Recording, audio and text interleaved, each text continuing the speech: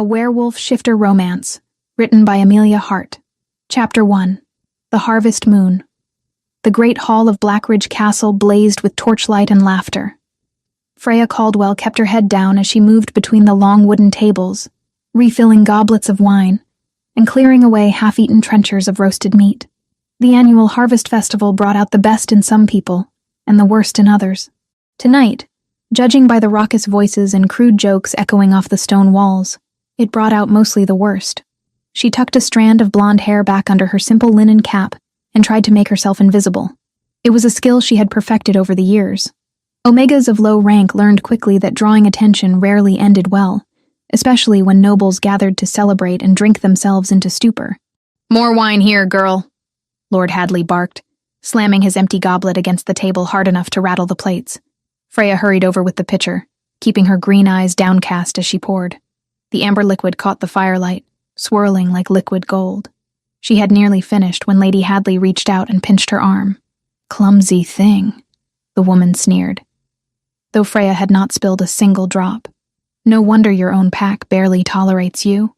Freya bit the inside of her cheek and said nothing. Words were weapons in the hands of nobles. Silence was the only shield she had.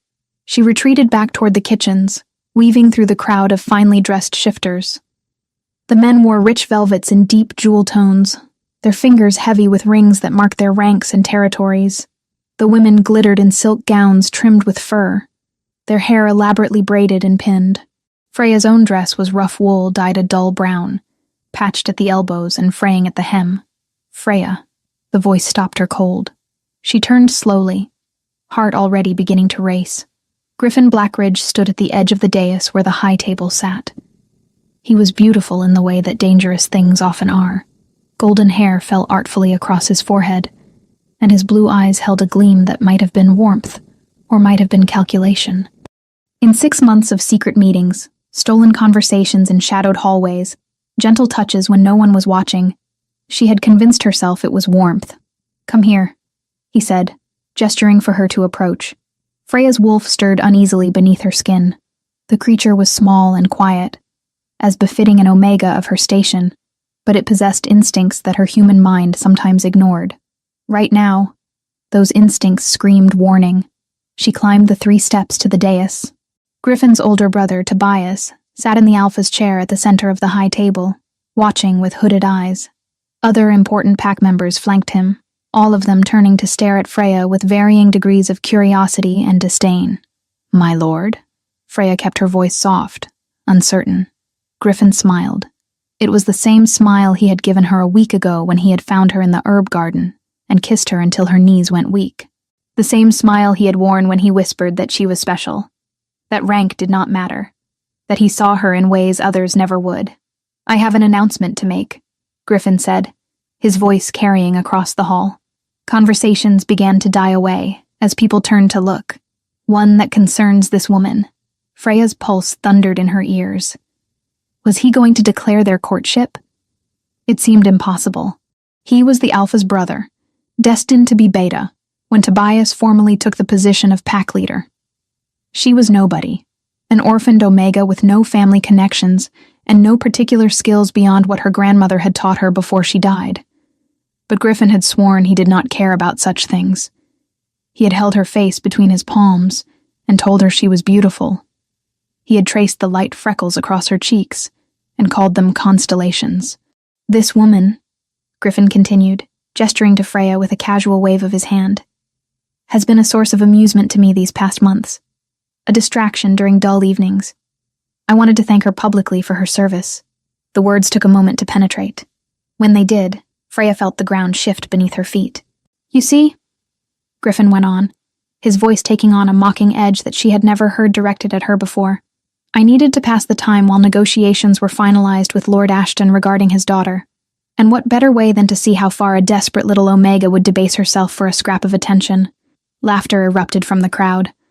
Not polite chuckles, but genuine cruel mirth. Freya stood frozen, unable to process what was happening. Griffin turned to the archway that led to the private chambers. "My lady, if you would join us." A woman glided into the hall, and Freya's heart cracked down the middle. She was everything Freya was not. Tall and elegant, with raven black hair elaborately braided and woven with silver thread. Her gown was deep crimson silk that whispered against the floor as she walked. Diamonds glittered at her throat and wrists. "May I present Lady Isleen Ashton," Griffin announced, taking the woman's hand and raising it to his lips. "My betrothed." The hall exploded with cheers and applause. Nobles surged forward to offer congratulations. Through it all, Freya stood motionless on the dais, a statue carved from humiliation. Griffin turned back to her, and the warmth in his eyes had been replaced by something cold and amused. "Surely you did not think I would actually consider bonding with someone like you. You have no family, no rank, no dowry. You are not even attractive by conventional standards. What could you possibly offer?" Each word was a blade, precisely aimed and deeply cutting. Freya wanted to speak, to defend herself, to scream that he had been the one who pursued her, who sought her out, who made her believe. But her throat had closed around the words. Lady Isleen approached, her lovely face arranged in an expression of exaggerated pity. "Oh, you poor thing. Did you actually believe his pretty lies?" She clicked her tongue. How pathetic. The crowd laughed harder. Freya heard whispers rippling through the hall. Always knew she was delusional, grasping above her station. Did you see her face when he announced? Priceless. Freya's vision began to tunnel. She needed to leave, needed to run. But her feet would not move. Isleen picked up a goblet of wine from the table and examined it thoughtfully. Then, with deliberate slowness, she poured the entire contents over Freya's head. The cold liquid soaked through her hair and dress, staining the rough wool a darker brown. It dripped down her face, mixing with tears she had not realized were falling. "Oops," Isleen said sweetly. "How clumsy of me. But then, you are used to being treated like the servant you are, yes?" The laughter reached a crescendo. Freya's gaze swept across the high table, landing on Alpha Tobias. He sat in his ornate chair, one hand curled around his own wine goblet, watching the scene unfold with detached interest. When their eyes met, he raised the goblet slightly in a mocking salute and took a long drink. He would not stop this, would not intervene, would not protect one of his own pack members from public humiliation because it was politically convenient to allow it. Isleen's father controlled valuable trade routes and had promised military support. What was one lowly Omega's dignity compared to such alliances? Something broke inside Freya then. Not her spirit, but the fragile hope she had clung to that someday, somehow, she might matter to someone. She turned and walked down the steps of the dais. The crowd parted for her, still laughing, still jeering. Someone threw a piece of bread that struck her shoulder. Another voice called out a crude suggestion about what she might do to find a mate now. Freya kept walking. Through the hall, past the kitchens where the other servants pointedly looked away, through the small door that led to the gardens. Her feet moved of their own accord, carrying her across the courtyard and out through the gate in the outer wall. No one tried to stop her. She was not important enough to restrain. The forest beyond Blackridge territory beckoned with dark shadows and rustling leaves.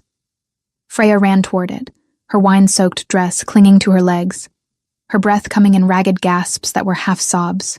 Branches caught at her hair and scratched her arms, but she did not slow until she reached the river that marked the eastern boundary. She collapsed beside the water, finally allowing the tears to come in full force. Great heaving sobs that tore from her chest and echoed through the trees. Her wolf howled inside her mind, a sound of pure anguish that no one else would hear. How had she been so foolish? Griffin had never hidden what he was. She had simply chosen not to see it, too desperate for affection to recognize manipulation. Her grandmother Alara would have been disappointed. The thought of her grandmother brought fresh pain. Alara had died 3 years ago, leaving Freya truly alone in the world. She had been the only person who ever made Freya feel valued. The old woman would sit with her for hours, teaching her about herbs and healing, about the history of their people, about the old ways that most had forgotten. "You have special blood, child," Alara used to say, her weathered hand cupping Freya's cheek. "Do not let anyone convince you otherwise. There is a purpose to your existence, even if you cannot see it yet." Freya had thought she meant that everyone had purpose. Now, soaked in wine and humiliation beside a cold river, she wondered if the old woman had been trying to tell her something more specific, something important. But Alara had died before explaining, and Freya had been left to navigate the world alone. She splashed cold water on her face, washing away the wine and tears. Her reflection stared back at her from the dark surface.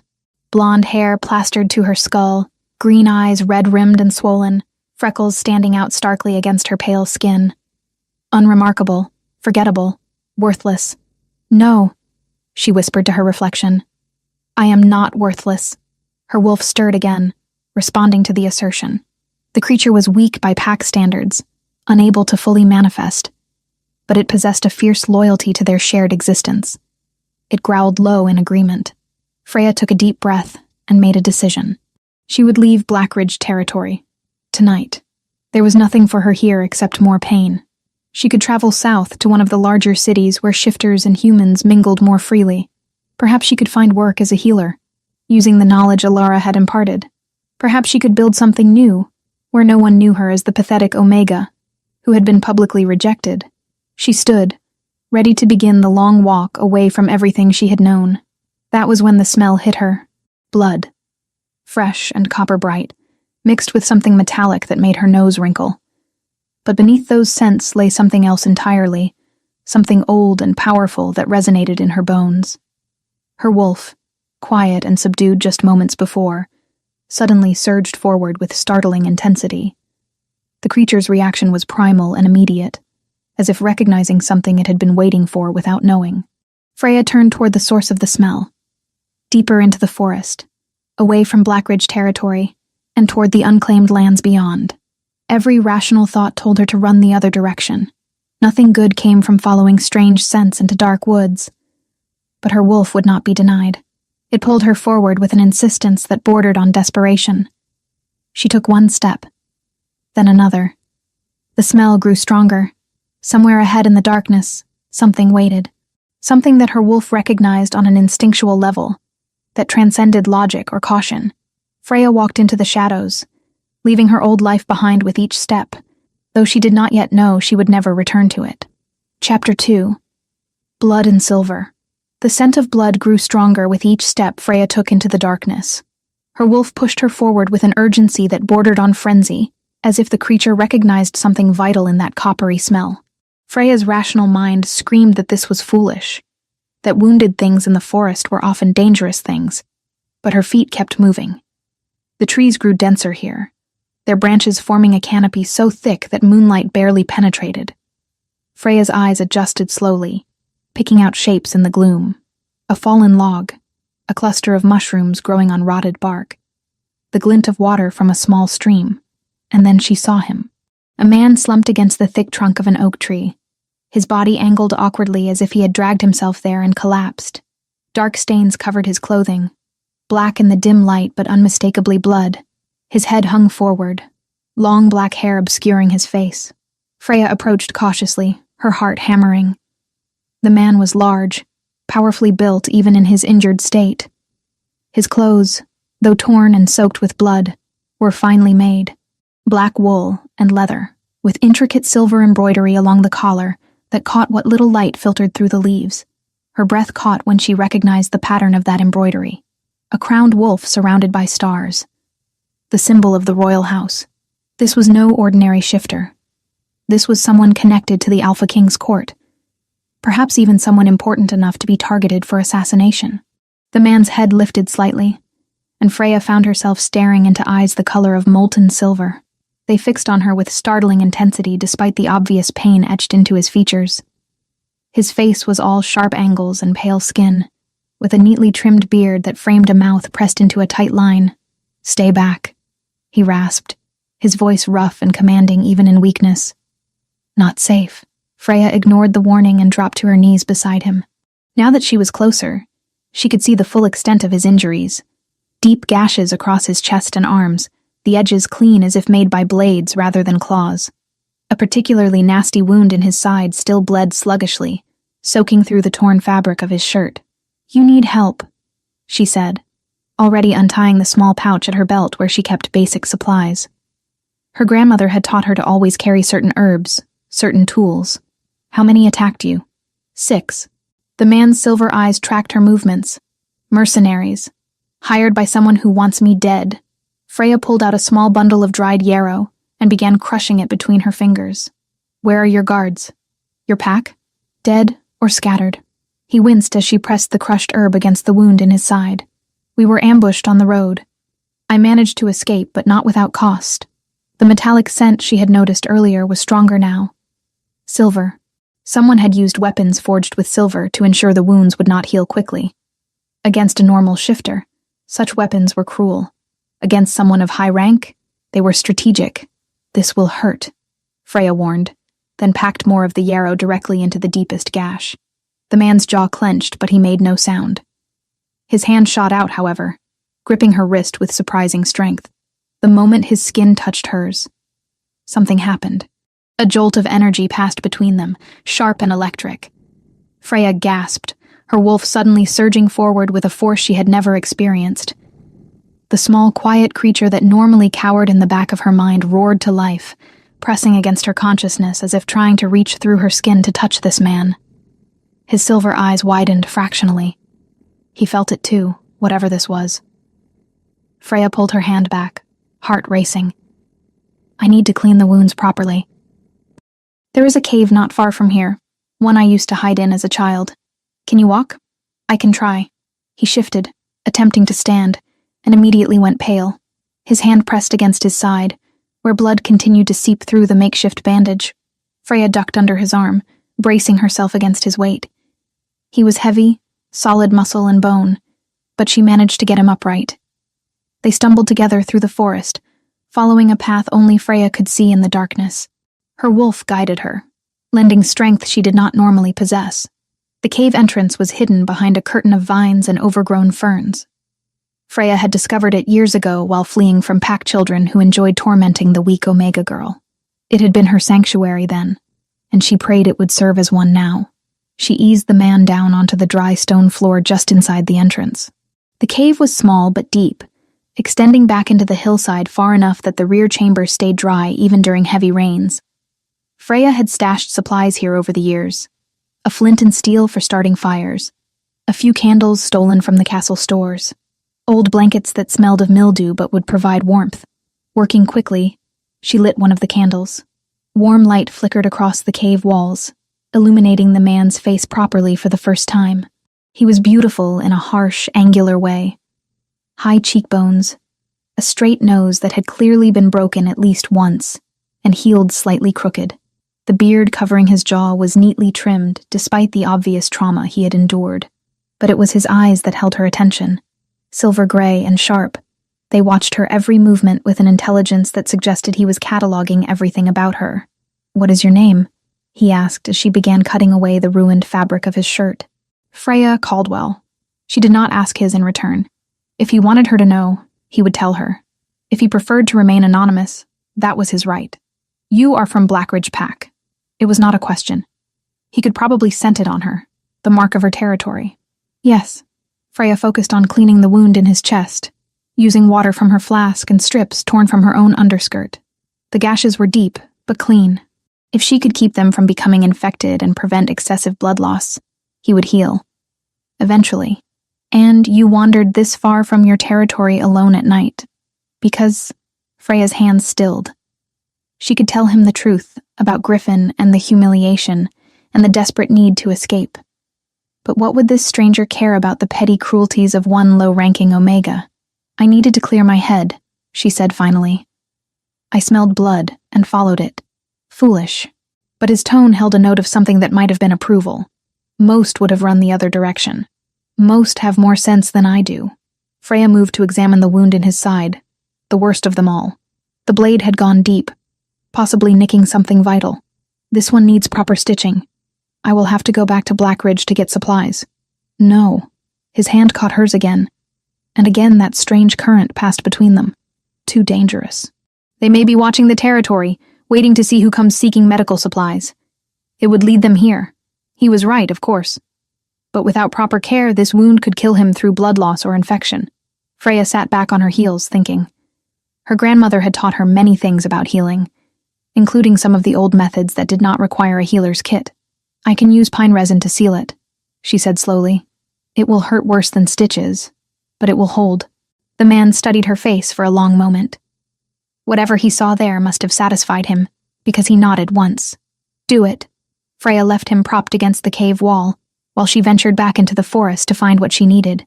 Pine trees grew in abundance this far north, their sticky resin easy to collect if you knew where to look. She also gathered more yarrow, some comfrey for its healing properties, and a handful of willow bark that could be brewed into a tea to dull pain. By the time she returned, the man's eyes had closed. For a terrifying moment, she thought he had died, but then she saw the slight rise and fall of his chest. Unconscious then, perhaps better that way for what she was about to do. She built a small fire near the cave entrance, using dried moss and twigs as kindling. The pine resin needed to be heated until it became liquid and sticky. While it warmed, she brewed the willow bark tea and managed to get a few sips down the man's throat without fully waking him. The process of sealing the wound was brutal, even with the patient unconscious. Freya had to clean it again, pack it with crushed comfrey and yarrow, then pour the hot resin directly over it. The smell of burning flesh and pine filled the cave. The man's body jerked, a low groan escaping his throat, but he did not wake. When it was done, Freya collapsed beside him, shaking from exhaustion and the aftermath of fear. She had just treated wounds on the Alpha King himself, because there was no doubt now who he was. The royal symbols on his clothes, the aura of power that clung to him even injured and unconscious, the way her wolf had reacted to his presence. This was Magnus Valerius Stormborn, the Alpha King, ruler of all shifter territories. A man who had lived for centuries through means most did not understand, and she had just saved his life. Freya pulled one of the musty blankets over both of them and settled in to wait. Dawn would come eventually. For now, all she could do was monitor his breathing and pray the fever did not set in. The first day passed in a blur of checking wounds and forcing water between his lips. The second day brought fever, as she had feared. The king thrashed and muttered in his delirium, words in languages Freya did not recognize. She bathed his forehead with cool water from the stream and watched helplessly as his powerful body fought the infection. On the morning of the third day, his eyes opened, clear and focused, no longer clouded by fever. "You are still here," he said, his voice hoarse but strong. "Where else would I be?" Freya offered him water, which he drank gratefully.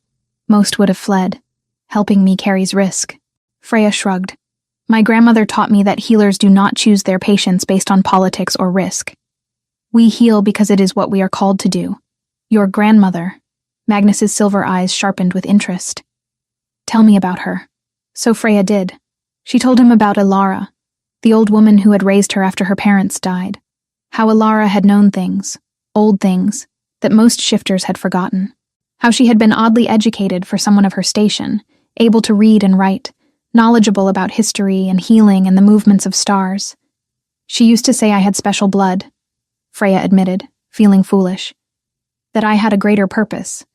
I always thought she just wanted to make me feel better about being a weak Omega." Magnus was quiet for a long moment. When he spoke, his words were careful. "What was her full name? Your grandmother?" "Ilara Caldwell. She died 3 years ago." Something flickered across the king's face, gone too quickly for Freya to identify.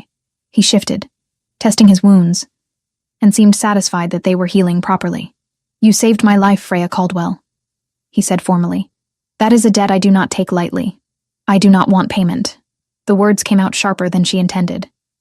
"I helped because you needed help. That is all." Before Magnus could respond, his head snapped toward the cave entrance. Every muscle in his body tensed. "Someone comes," he said quietly. "Pack." Freya smelled it a moment later. Multiple shifters, moving through the forest with purpose. Her heart leapt into her throat. Had Blackridge sent out a search party? Had someone seen her with the king? Magnus attempted to stand, swaying slightly. "Stay behind me." "You can barely walk," Freya protested. "And yet I am still more dangerous than whatever comes." There was no boast in his words, merely statement of fact. The footsteps grew closer. Then a voice called out, sharp with urgency. "My king, we have been searching for 3 days. Show yourself." Magnus relaxed fractionally. "Oren." A man appeared at the cave entrance, tall and broad-shouldered with dark hair and eyes. He wore the same black and silver livery as Magnus, though his was intact and clean. Behind him came 4 more men, all armed, all radiating the controlled power of trained warriors. Oren's gaze swept the cave, landing on Freya with immediate suspicion. Who is this?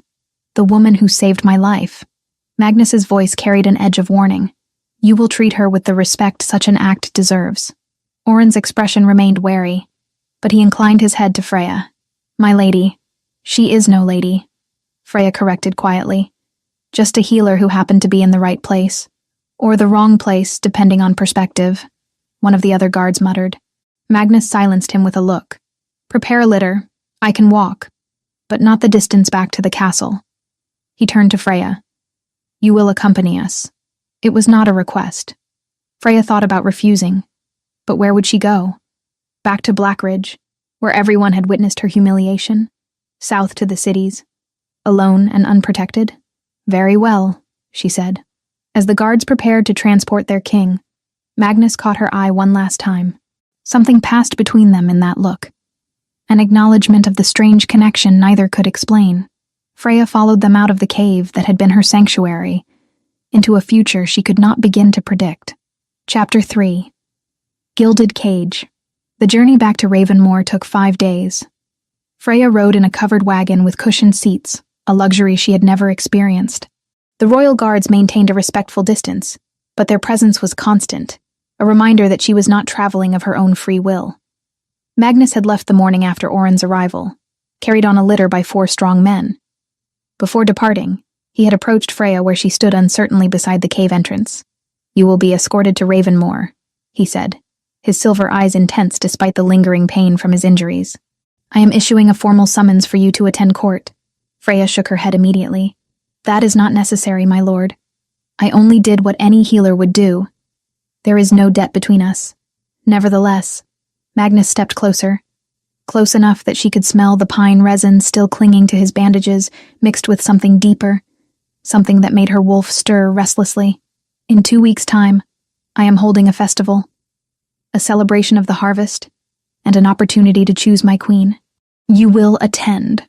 The words hit Freya with the force of a physical blow. My lord, I cannot.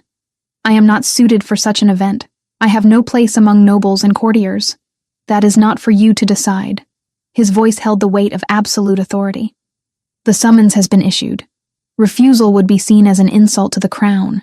Freya wanted to argue further, to explain that returning to any sort of public gathering after what had happened at Blackridge would be torture. But one did not argue with the Alpha King. One obeyed or faced consequences. So she had nodded, swallowed her protests, and allowed herself to be placed in the wagon. The news of the royal summons reached Blackridge before Freya's escort even arrived to collect her meager possessions. She learned this from the tight-lipped anger on Alpha Tobias's face when he met the royal guards at the castle gates. The Omega girl aided the king during his time of need, Oren explained formally. His Majesty wishes to honor her service by inviting her to court. Tobias's jaw worked as if chewing on words he could not safely speak. Finally, he managed. The honor is ours. Of course she may attend. Griffin appeared in the courtyard, drawn by the commotion. His blue eyes widened when he saw the royal livery, then narrowed with calculation when Oren mentioned Freya's name. Freya Caldwell? Griffin laughed, the sound sharp and mocking. The little Omega who scrubs pots in our kitchens? She claims to have met the king? She did more than meet him. Oren's voice was cold. She saved his life when others would have left him to die. The laughter died on Griffin's lips.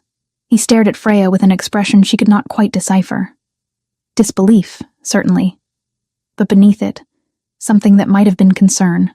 Lady Aisling materialized at Griffin's elbow, her beautiful face arranged in lines of disdain. How convenient. A low-ranking nobody suddenly thrust into the king's notice. One wonders what methods she employed to capture such attention. The insinuation was clear. Freya felt heat rise in her cheeks but kept her gaze level. Let them think what they wanted. She knew the truth. The guards collected her few belongings from the servants' quarters where she had lived since her grandmother's death. A spare dress, a comb with missing teeth, the leather pouch containing her herbs and healing supplies. Everything she owned fit in a single cloth bag. When they departed Blackridge, Freya did not look back. Ravenmoor Castle rose from the landscape like a dark crown, built from black stone that seemed to absorb light rather than reflect it. The fortress dominated the surrounding countryside. Tall towers pierced the sky, their peaks lost in low-hanging clouds. Flags bearing the royal symbol snapped in the wind that perpetually swept across the high walls. Freya had never seen anything so grand or so intimidating. The wagon rolled through gates thick enough to withstand siege warfare and into a courtyard paved with smooth stone. Servants in royal livery rushed forward to assist her, their faces carefully neutral as they took in her worn dress and simple appearance. "This way, my lady," a woman with silver-streaked hair said, leading Freya through a doorway and up a winding staircase. "I am not a lady," Freya corrected quietly. The woman glanced back with an expression that might have been sympathy. "The king has declared you an honored guest. Therefore, you will be treated as such." The chambers they brought her to were larger than the entire servants' quarters at Blackridge. A 4-poster bed dominated one wall, its curtains deep blue velvet embroidered with silver thread. Thick rugs covered the stone floor. A window looked out over gardens where late-season roses still bloomed. "There are gowns in the wardrobe," the silver-haired woman explained. "His Majesty ordered them prepared for you. If they do not fit properly, seamstresses will make adjustments. Meals will be brought to you until you feel comfortable dining in the Great Hall." After the woman left, Freya stood in the center of the room and slowly turned, taking it all in. This could not be real. Any moment she would wake up in her narrow bed at Blackridge, this entire experience revealed as some fever dream. But the soft carpet beneath her feet was real. The sweet scent of roses drifting through the window was real. The ache in her chest that came from being surrounded by luxury she had never earned was painfully, unmistakably real. 2 weeks passed in a strange blur. Freya kept mostly to her chambers, venturing out only for walks in the gardens when she thought no one would be around. The castle staff treated her with polite deference that felt wrong. She was nobody. The daughter of nobody. Granddaughter of a woman who had hidden among commoners, for reasons Freya still did not understand. Magnus had not called for her. According to the hushed conversations Freya overheard, the king was recovering from his injuries and dealing with the investigation into who had ordered the ambush. Traitors had been found within his own council. Executions had been carried out. The royal court was in turmoil. Freya told herself she was relieved not to face him again. The strange connection she had felt in the cave, the way her wolf had responded to his presence, was surely just a result of the heightened emotions of the situation. Nothing more. She almost believed it. On the morning of the festival's first day, Freya woke to find her chambers invaded by a small army of servants. They drew a bath in a copper tub, filled with hot water scented with lavender and rose petals. They washed her hair, working through the tangles with patient fingers. They dressed her in a gown of pale silver that made her green eyes seem to glow. "You look beautiful, my lady," the silver-haired woman said, pinning Freya's blonde hair into an elegant arrangement. Freya stared at her reflection in the polished silver mirror and barely recognized the person looking back. Beautiful felt like too strong a word, but she looked different, refined, almost like she belonged among the nobles who had begun arriving over the past week. The gardens had been transformed for the festival. Silk pavilions in jewel tones dotted the landscape. Musicians played instruments Freya had only heard from a distance. Tables groaned under the weight of food she could not name. And everywhere, beautiful women in stunning gowns moved through the crowd, each one clearly hoping to catch the king's eye. Freya counted at least 30 noble ladies, though there might have been more. They clustered in groups, eyeing each other with competitive calculation. A few glanced at Freya as she emerged into the gardens, their expressions dismissive once they assessed her low rank. "Well, well," the voice cut through the pleasant afternoon air. "Look who has risen above her station." Freya turned to find Lady Aisling approaching, Griffin at her side. The noblewoman wore crimson silk that matched her lips, her dark hair piled high and studded with rubies. Griffin looked uncomfortable in formal attire, his blue eyes cold. "Lady Aisling?" "Griffin." Freya kept her voice steady, though her heart had begun to race. Memories flooded back, wine soaking through her dress, laughter echoing off stone walls, the taste of humiliation sharp on her tongue. Her hands wanted to shake. Her breathing wanted to quicken. But she forced them steady through sheer will. She would not break. Not again. Not in front of them. "The king's little charity case," Aisling said, circling Freya slowly. "Tell me, what exactly did you do to earn such favor? I am sure everyone is curious." The insinuation hung in the air, ugly and deliberate. Several nearby nobles turned to listen, their interest piqued by potential scandal. I helped someone who needed help, Freya replied calmly. Nothing more. Nothing more. Griffin's laugh was harsh. Come now, Freya. We all know what tricks desperate women employ. Did you seduce him while he was vulnerable? Did you offer yourself in exchange for a place at court? The words should have wounded her. A month ago, they would have. But something had changed during those 3 days in the cave, watching over a wounded king who could have killed her with a thought, but chose to trust her instead. If you need to believe that to explain how a low-ranking Omega could matter to someone like the king, then believe it, Freya said. Your assumptions reveal more about you than they do about me. Isleen's beautiful face twisted with anger. She stepped closer, her voice dropping to a venomous whisper. You think this changes anything? You think some fancy clothes and a few weeks in a castle make you worthy? You are still the same pathetic creature we humiliated at the Harvest Festival. Everyone knows it. Soon the king will know it too. Freya held the woman's gaze without flinching. Inside, her wolf snarled defiance. Outside, she maintained perfect composure. Is that all?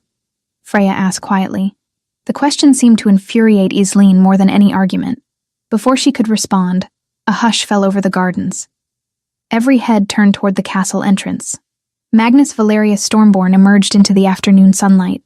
He wore black as always, but this time it was formal court attire.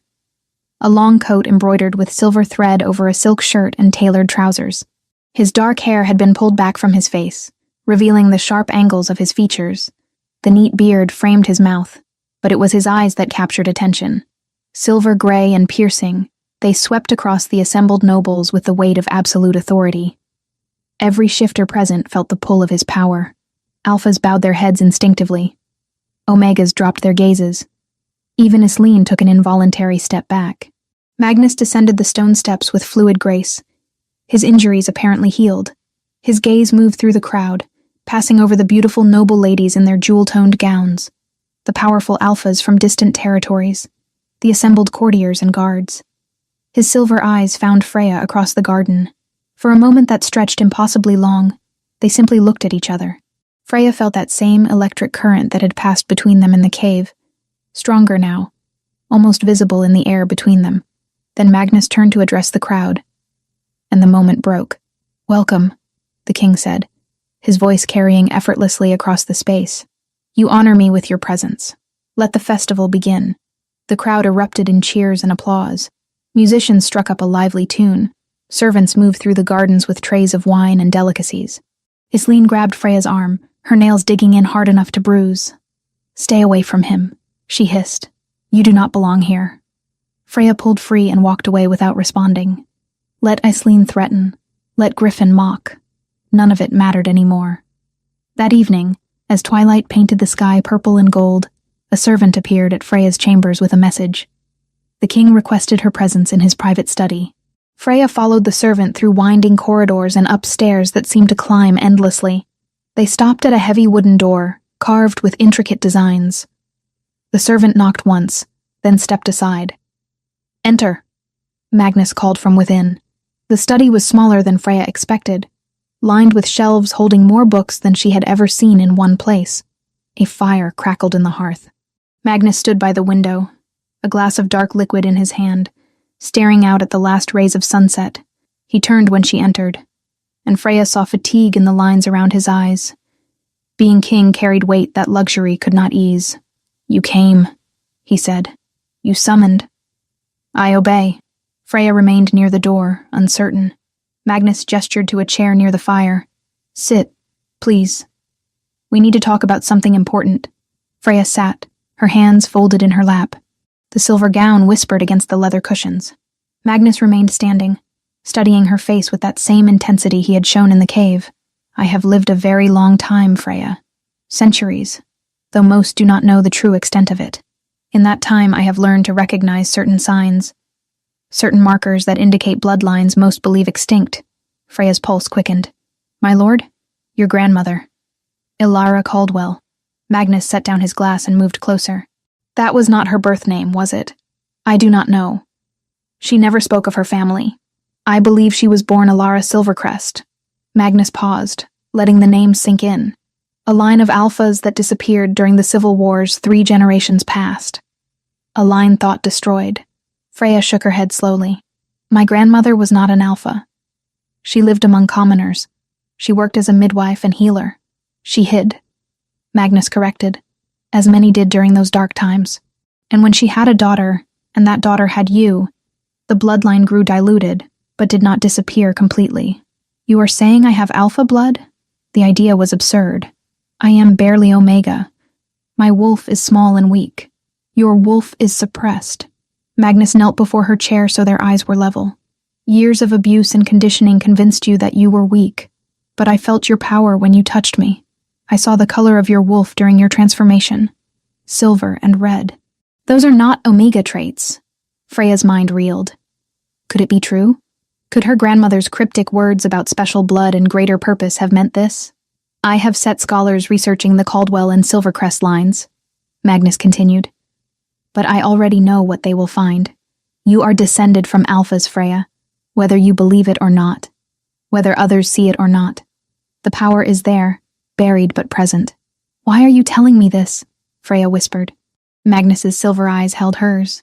Because what happens in the coming days will change both our lives. And you deserve to know the truth about who you are before you face what comes next. He stood and returned to the window, dismissing her with a gesture. Freya rose on unsteady legs and made her way back to her chambers. That night, she dreamed of her grandmother. Alara stood in a forest glade, younger than Freya had ever seen her, wearing clothing that spoke of nobility long abandoned. In the dream, the old woman smiled and said, I told you, child. Special blood. Now the world will finally see. Freya woke before dawn, her heart pounding, and wondered if the dream was memory or prophecy, or simply wishful thinking. Chapter 4. Trials of the Chosen. The first day of the festival dawned bright and cold. Freya woke to servants pulling back the heavy curtains in her chambers, letting pale autumn sunlight flood across the stone floor. The silver-haired woman appeared with her usual entourage of maids, carrying a gown of deep forest green that made Freya's breath catch. The king has requested your participation in today's trials, the woman said gently, as the maids began preparing hot water for the bath. All candidates will be tested. I am not a candidate, Freya protested, though the words felt hollow even as she spoke them. His Majesty believes otherwise. By the time they finished with her, Freya wore the green gown that brought out the gold flecks in her eyes. Her blonde hair had been braided and twisted into an elegant knot, with a few strands left loose to frame her face. When she looked at her reflection in the polished silver mirror, she barely recognized herself. The great hall buzzed with tension when Freya entered. Rows of benches faced a long table where several older shifters sat with parchment and quills. At the far end, Magnus's throne sat empty, waiting. Clustered to one side stood approximately 30 noble women, each dressed in silks and velvets that probably cost more than everything Freya had ever owned combined. Lady Aisleen stood among them, resplendent in deep crimson. When she spotted Freya, her beautiful mouth curved into something that was not quite a smile. Conversations died as more people noticed Freya's arrival. She felt the weight of their stares, measuring and dismissing her in the same breath. Look who decided to play dress-up. Someone murmured behind a lace fan. Does she actually believe she has a chance? Freya lifted her chin and found a place to stand near the back of the group of women. Her wolf stirred beneath her skin, not frightened but alert, aware of being watched by predators. Magnus entered through a side door, flanked by Orin and several advisors. He wore black as always, the silver embroidery at his collar catching the light. When he took his seat on the throne, every person in the hall felt the pull of his authority. Spines straightened. Breathing quieted. Today we begin, Magnus said, his voice carrying easily through the space. A series of trials. A queen must be more than ornamental. She must possess knowledge, wisdom, and strength. These qualities will be tested. Murmurs rippled through the assembled nobles. Some looked pleased by the announcement. Others, particularly a few of the older alphas, exchanged skeptical glances. The first trial, one of the judges announced, standing, will assess your knowledge of our history, laws, and customs. Servants moved among the women, distributing sheets of parchment and charcoal sticks. Freya accepted hers with fingers that trembled slightly. She hoped no one noticed. Additional sheets were handed out, these bearing the questions. Freya scanned them quickly, her heart sinking and then slowly rising again. They were not designed to humiliate. They asked about the founding of Valmont, the significance of certain shifter rituals, the legal rights of different ranks, proper responses to territorial disputes, questions that required actual knowledge, not just breeding or wealth. Freya thought of her grandmother, Ilara reading to her by candlelight, old books spread across a scarred wooden table, the old woman's voice recounting histories most had forgotten, explaining the reasoning behind customs that had become rote. Special blood, Ilara used to say. Special purpose. Learn everything I teach you, child. One day you will understand why. Freya's charcoal began to move across the parchment. She wrote carefully, her script neat, though unadorned. She explained that the first Alpha King had united the scattered packs through a combination of strength and strategic marriages. She detailed the significance of the blood moon ritual. She outlined the rights that Omegas were supposed to possess under royal law, protections often ignored, but technically enforceable. Time passed in focused silence. When a bell rang to signal the end, Freya set down her charcoal with smudged fingers and aching shoulders. The judges collected the parchments and withdrew to confer. The hall erupted into nervous chatter. Freya stayed quiet, her hands folded in her lap, trying to calm her racing heart. Lady Aisling drifted closer, fanning herself with a painted silk fan. Do not feel badly when your results are announced, Freya. No one expects a kitchen girl to understand such matters. Then they may be surprised. Freya replied quietly. Aisling's eyes narrowed. But before she could respond, one of the judges returned to the front. Lady Aisling Ashton, he announced. 18 correct answers. Polite applause. Aisling curtsied with visible smugness. Lady Marin Highfall. 16 correct. More applause. The pattern continued, names and numbers creating a rhythm. Most candidates scored between 14 and 19 correct answers. Freya's stomach knotted as the list grew shorter and her name remained unspoken. Freya Caldwell. The hall went perfectly still. 23 correct answers. A wave of shocked whispers crashed through the room. Impossible. She must have cheated somehow. How could she possibly know more than Lady Aisling? Freya stood there, heat rising to her face, but she refused to lower her gaze. She had done nothing wrong. She had simply answered what her grandmother taught her. Magnus watched from his throne, his silver eyes intent. Something flickered across his face that might have been satisfaction. The afternoon brought the second trial. Freya stepped out into a courtyard where a large circle had been marked on packed earth. Nobles lined the edges, their breath misting in the cooling air. This trial, an announcer called, will demonstrate your connection to your wolves. Shift within the circle. Freya's mouth went dry. Public transformation. The thing she had avoided for years because it always brought mockery. One by one, the noble women were called forward. Each removed or loosened her gown, then shifted. Freya watched sleek wolves emerge. Chestnut. Sable. Silver gray. One particularly impressive white wolf from the northern territories that drew appreciative murmurs. Lady Aisling Ashton. Aisling glided to the circle's center with calculated grace. She slipped from her crimson gown and shifted smoothly into a lithe black wolf with amber eyes. The crowd murmured approval as she stalked the circle before shifting back. Freya Caldwell. The name hung in the cold air. Freya walked to the center, acutely aware of every eye on her. Her heart hammered so hard she thought everyone must hear it. Her wolf paced inside, nervous but present, waiting. She closed her eyes and reached inward. The shift began. Bones bent and reshaped, muscles twisting. For a terrible moment it caught, half complete, as if her body might refuse under the pressure of so many watching eyes. Then something gave way. She dropped to 4 paws. The world sharpened and tilted. Smells crashed into her with overwhelming intensity. Stone warmed by sun, perfume and sweat from the crowd. The distant metallic tang of weapons. Sound layered itself, vivid and precise.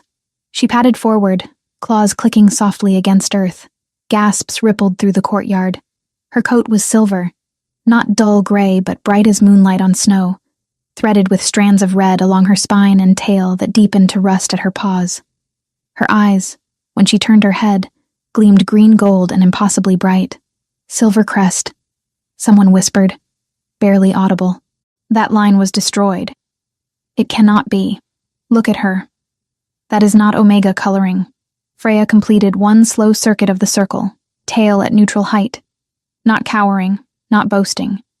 Simply present. When she shifted back to human form, there was no applause.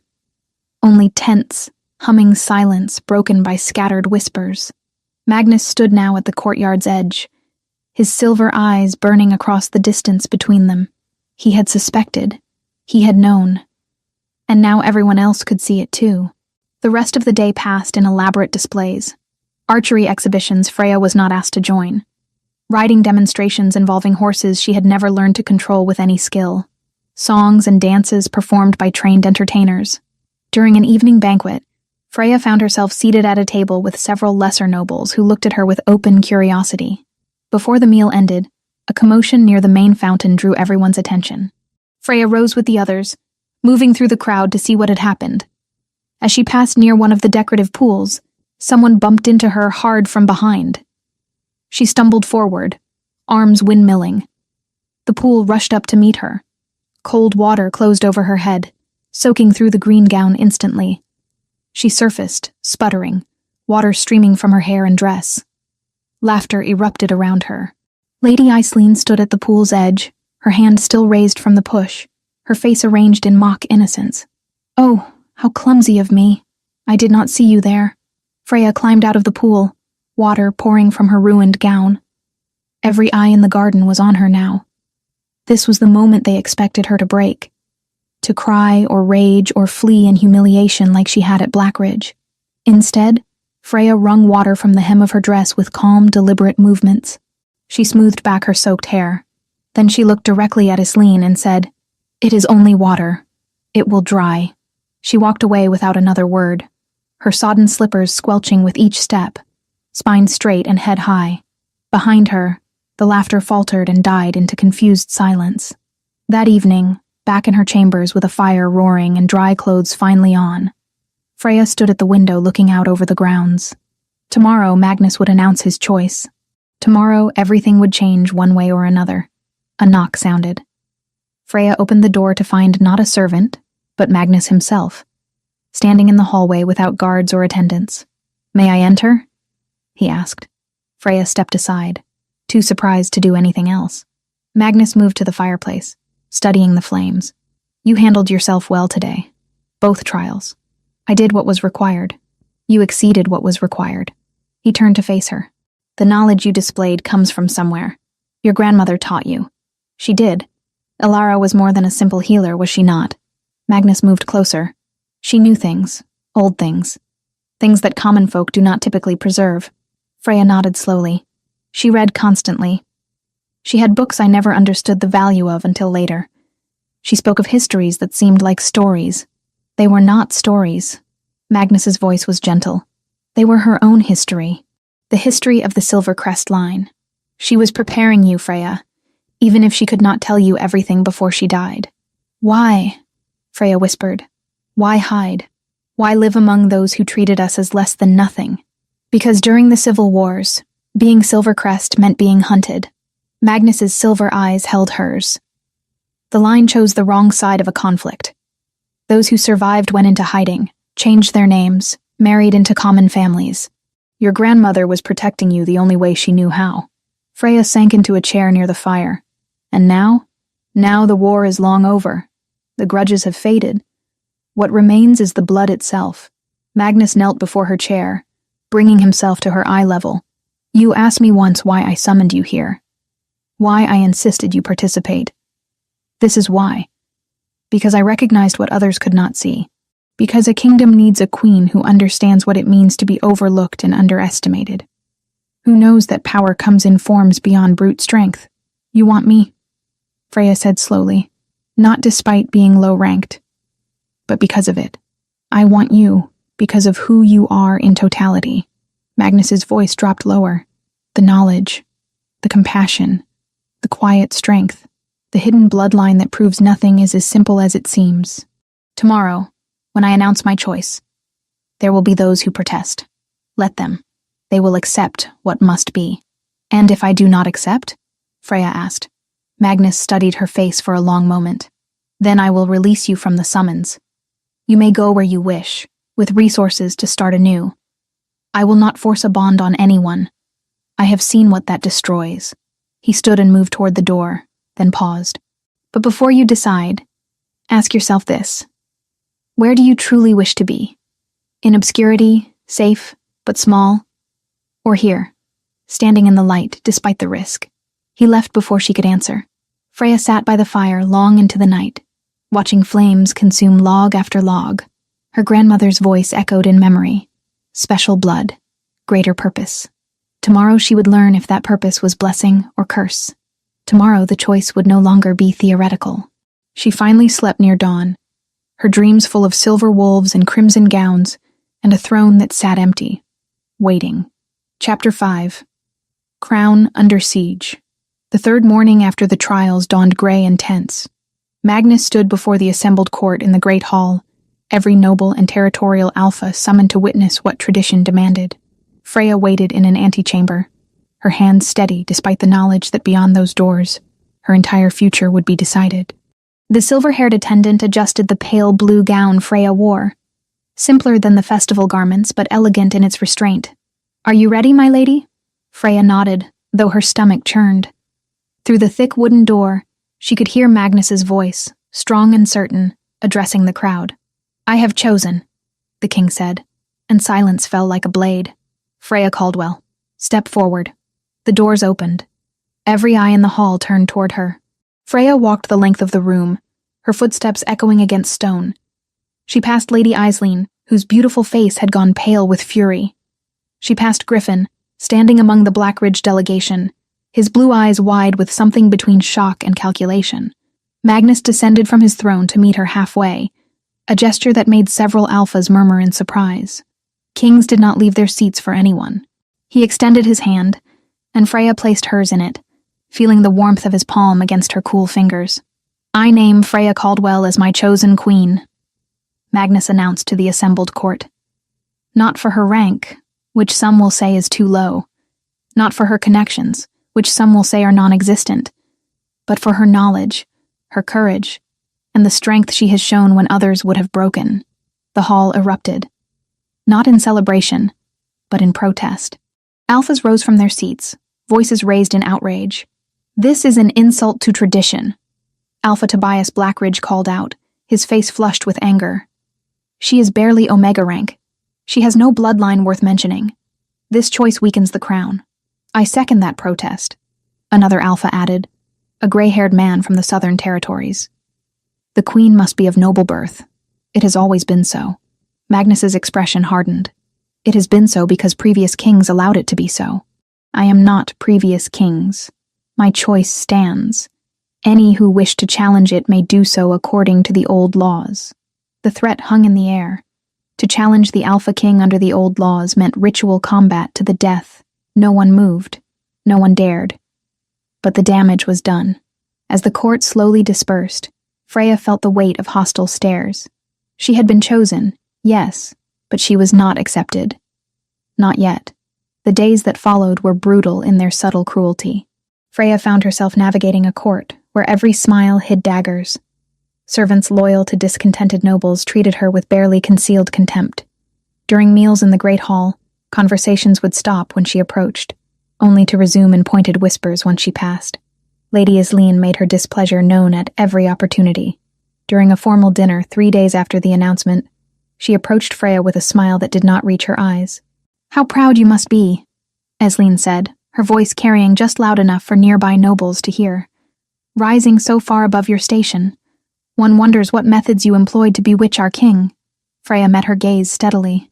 "I employed honesty, Lady Aisling. Perhaps you should try it sometime." Aisling's smile turned venomous. "Honesty? Is that what you call seducing a wounded man when he was most vulnerable? The entire court knows you threw yourself at him in that cave. How desperate you must have been." Before Freya could respond, Magnus appeared at her elbow. "Lady Aisling," he said, his voice cold as winter stone, "I believe your father is looking for you. Something about returning to your territory immediately." Aisling paled and retreated without another word. Magnus turned to Freya, his silver eyes softening slightly. "Do not let them see you wounded. That is what they want. I know. Freya's voice was steadier than she felt. But how long must I endure their poison before they accept what cannot be changed? As long as it takes. Magnus guided her away from the crowd, toward a quieter corner of the hall. I warned you this would not be easy. There are those who will never accept you, no matter what you do or prove. But there are others, younger voices, who see what I see. Give them time. Time, however, seemed determined to work against them. The following week brought news that several territorial alphas had refused to send their quarterly tributes to the crown, citing concerns about the stability of leadership. It was not outright rebellion, but it teetered on the edge. Magnus called emergency council meetings, his advisors divided on how to respond. Some urged harsh punishment. Others counseled patience and diplomacy. Through it all, Magnus insisted Freya attend, despite the discomfort it caused among the older council members. She will be queen, Magnus said, when one advisor objected to her presence. She needs to understand the challenges we face. I will not hide her away like a shameful secret. During one such meeting, Freya spoke for the first time, her voice quiet but clear. The alphas who refuse tribute do so because they believe I weaken you. Prove them wrong. Show strength, not by punishing them immediately, but by demonstrating that your choice was strategic, not sentimental. Oren, Magnus's beta, looked at her with surprise. What do you suggest? I suggest, Freya said carefully, that we make my bloodline public. The research into the Silvercrest line is complete, is it not? Let them know I am not the nobody they believe me to be. It will not satisfy everyone, but it removes one of their primary arguments. Magnus considered this, then nodded slowly. It is a calculated risk. Once we reveal that information, it cannot be taken back. I know. Freya met his gaze. But hiding truth to avoid confrontation only delays the inevitable. The announcement was made 3 days later. Magnus stood before a gathered assembly and presented the research his scholars had compiled. Freya Caldwell was not merely low-ranking Omega. She was descended from the Silvercrest line, ancient alphas who had gone into hiding during the civil wars generations ago. Her grandmother, Ilara, had been born Ilara Silvercrest before taking the name Caldwell to protect herself and her descendants. The revelation caused a different kind of uproar. Some alphas who had been most vocal in their opposition fell silent, calculating this new information. Others remained hostile, claiming the research was fabricated to justify Magnus's choice. But there was another effect, one neither Magnus nor Freya had fully anticipated. Common shifters, those of low rank who had always been dismissed and overlooked, began to see Freya as one of their own, who had risen despite impossible odds. Messages of support began arriving at the castle, small tokens and letters from Omegas and Betas across the kingdom. This support enraged the traditionalists even more.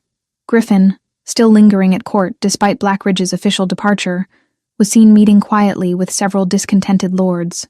Oren reported these meetings to Magnus with growing concern. They are planning something, Oren said during a private audience.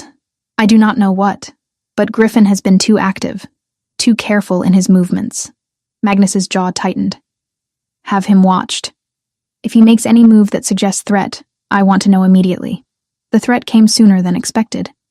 During a formal ceremony in the castle gardens, a servant delivered wine to Freya.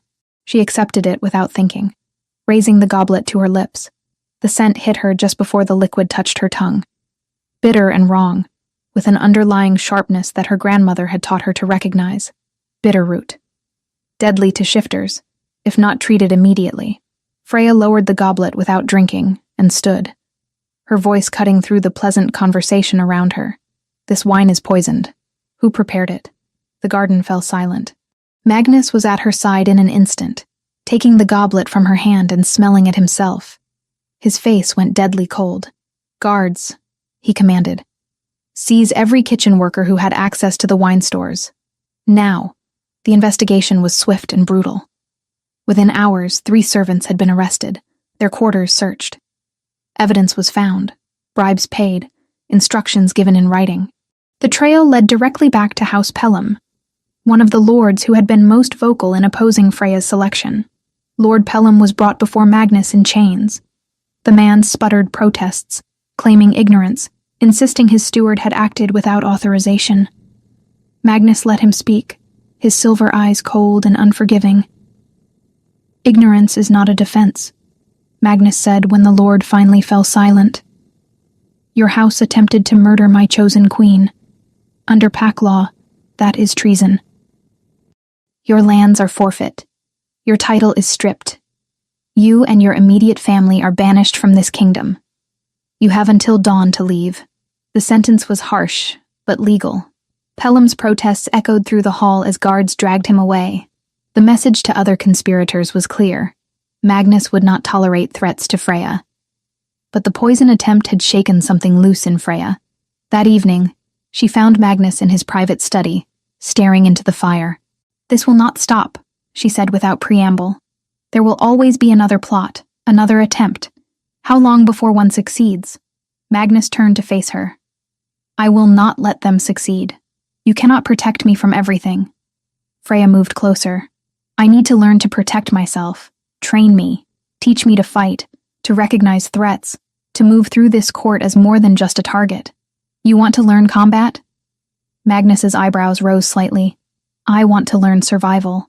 Freya held his gaze. I will not be a queen who cowers behind guards. If I am to stand beside you, I need to stand on my own strength first. Magnus studied her for a long moment, then nodded. Very well. Training begins tomorrow at dawn. The next weeks brought a new routine. Freya rose before the sun to train with Magnus and his most trusted guards. They taught her to use knives, to recognize attack patterns, to move with purpose and awareness. Her body ached constantly, muscles protesting the unfamiliar demands. But she pushed through the pain. Meanwhile, Magnus began implementing changes Freya had suggested. He established formal audiences where any shifter, regardless of rank, could bring grievances directly to the crown. He appointed a council specifically to address abuse of power by territorial alphas. He announced the creation of Alara's Sanctuary, a place where abandoned or abused shifters could find refuge under royal protection. These reforms won support among common shifters but deepened the divide with traditionalist nobles. Griffin seized on this division, quietly gathering supporters who believed Magnus was destroying the old order. One evening, Oren brought disturbing news. Mercenaries have been seen in the villages near the castle, non-shifters, armed with silver weapons. They are not from any known house, but they have money and purpose. Magnus and Freya exchanged glances. Griffin, they said simultaneously. He is moving from political opposition to direct action. Magnus said grimly, we need to be ready. What they did not know was how ready they would need to be, or how soon the conspiracy would strike at the heart of everything they were building. In the shadows beyond the castle walls, plans were being laid that would test not just Freya's courage or Magnus's strength, but the very foundation of the bond between them. Chapter 6. Silver and Blood. The moon hung thin and pale in the sky. The night Griffin made his move. Freya had grown accustomed to the rhythm of castle life over the past weeks. The training sessions at dawn, the political maneuvering during the day, the quiet evenings with Magnus discussing strategy and history. She had learned to read the subtle shifts in court dynamics, to recognize when a smile masked malice, to move through hostile territory with her head high. But she had not anticipated how quickly conspirators could move when desperation drove them. The library had become one of her favorite refuges. Ancient and vast, it occupied an entire wing of the castle, filled with books that dated back centuries. Since the poisoning attempt in the palace gardens, Magnus had doubled the guards assigned to the royal wing, and the library was no exception.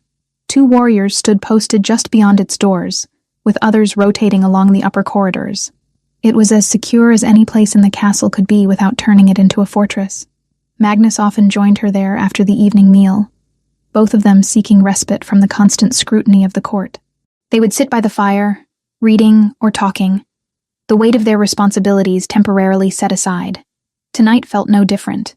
Freya sat in a deep leather chair near the hearth, a volume on pack lineages open in her lap. Magnus stood by one of the tall windows, looking out over the darkened grounds. The moon was new, barely a silver thread in the sky, which meant shifter powers would be at their weakest. It was traditionally a time of rest, of staying close to home and hearth. You are quiet tonight, Freya observed, setting aside her book. Magnus turned from the window, his silver eyes troubled. Oren sent word. The mercenaries have been seen closer to the castle, They are positioning themselves. You think they will attack? Freya's hand moved instinctively to the small knife Magnus had given her, now always strapped to her thigh beneath her gown. I think Griffin has grown impatient. He knows that every day I strengthen my position, his chances of success diminish. If he is going to move, it will be soon. Possibly tonight. Freya stood, moving to join him by the window. Then why are we here alone? Should we not be surrounded by guards? We are not alone. Magnus nodded toward the shadows near the door. Oren has positioned men throughout the wing. If anyone approaches with hostile intent, we will know. And if they do not approach through the door? Freya asked quietly. Magnus's lips curved into a slight smile, always thinking several moves ahead. It is one of the things I admire about you. Before Freya could respond, the sound of breaking glass shattered the evening quiet. Magnus spun toward the source, his body already shifting into defensive stance.